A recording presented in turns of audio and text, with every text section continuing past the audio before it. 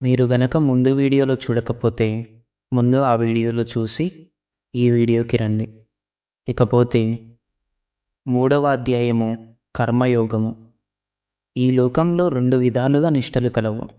అవి మానవుల స్వభావాన్ని అనుసరించి జ్ఞాన మార్గమని, కర్మ మార్గమని అనుష్ఠింపబడుతున్నాయి.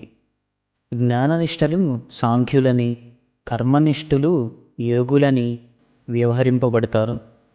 అన్నం వల్లనే జీవరాశులు పుడుతున్నాయి. ఆహారం వర్షం వలన లభిస్తుంది. ఈ వర్షాలు యాగాల వలన, యాగాలు కర్మల వలన కలుగుతున్నాయి.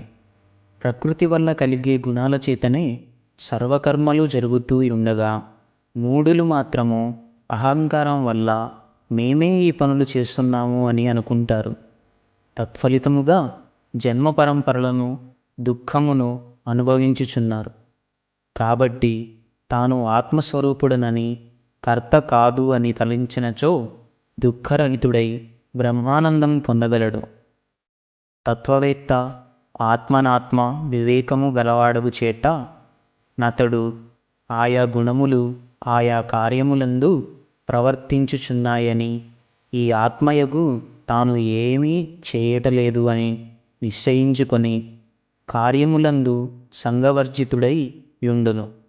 గుణకర్మల యందు, దృశ్య పదార్థముల యందు అభిమానము, సంగము కలవారిని అల్పజ్ఞులని భగవానుడు పేర్కొనిరి. సమస్త బ్రహ్మాండములకు మూలమైనట్టి బ్రహ్మ వస్తువు నెరగినచో అంతయు తెలుసుకొనబడిదే ఎగును.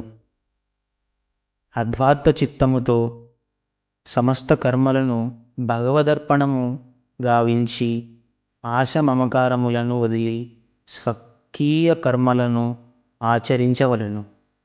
అర్జునుడు అడిగెను, కృష్ణ, మనుజుడు పాపము చేయలేనని కోరనప్పటికీ దేనిచేత బలాత్కరముగా పాపము చేయుటకు పూనుకొనుచున్నాడు?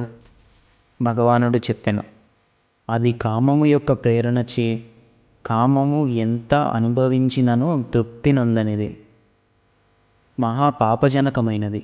జీవునకు ప్రబల శత్రువు కామము. అనగా ఏ విధముగా పొగచేత అగ్ని, దుమ్ముచేత అద్దము, మావిచేత గర్భము నందలి శిశువు కప్పబడి ఉన్నవో అదే విధముగా కామము చేత జ్ఞానము కప్పబడి ఉన్నది. ఇంద్రియములు, మనస్సు, బుద్ధి కామమునకు ఆశ్రయము. దేహము రథము వంటిది, అది జడమైనది. ఇంద్రియములు గుర్రములు వంటివి, అవి ఒకంత చైతన్యవంతమైనవి. కావున దేహము కంటే ఇంద్రియములు గొప్పవి, ఇంద్రియముల కంటే మనస్సు, మనస్సు కంటే బుద్ధి, బుద్ధి కంటే ఆత్మ గొప్పది. ఆత్మయేతరమగు బుద్ధ్వాదులన్నీయు ప్రకృతిలోకి లోబడి ప్రవర్తించుచున్నవి. అవి దృశ్యములు. ఆత్మ ఒక్కటియే దిక్కు. కావున ఆత్మను చేరి అచటనే నివాసము ఏర్పరచుకున్న ఈ సంసార బంధ విచ్ఛేదనము సంభవించగలదు.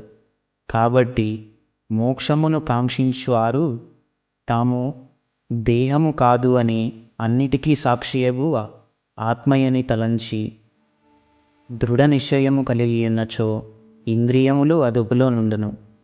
కర్మ చేయక ఎవడనో ఒక్క క్షణము కూడా ఉండలేడు. ఎందుచేతనంటే శ్వాస కూడా కర్మయే అనబడుతున్నది. కర్మలాచరించుచున్నప్పటికీ వాటితో బంధింపబడకుండా ఉండటమే నైష్కర్మ సిద్ధి అవుతుంది. అర్జున, నీకు విధింపబడిన పనిని సరిగా చేయి. ఏ పని చేయకుండా ఉండడం కంటే ఏదో ఒక పనిని చేస్తూ ఉండడం మంచిది. ఫలాపేక్ష లేకుండా చేసిన బంధాన్ని కలిగించదు. జ్ఞాని కర్మ చేసినా చేయకపోయినా అతని ఆత్మానందానికి ఆటంకం లేదు. కాబట్టి ప్రతిఫలాపేక్ష లేకుండా నీకు నియమింపబడిన పనిని సదా చేస్తూ ఉండు. ఫలాపేక్ష లేనివాడు పనులు చేస్తున్నప్పటికీ మోక్షాన్ని పొందగలడు.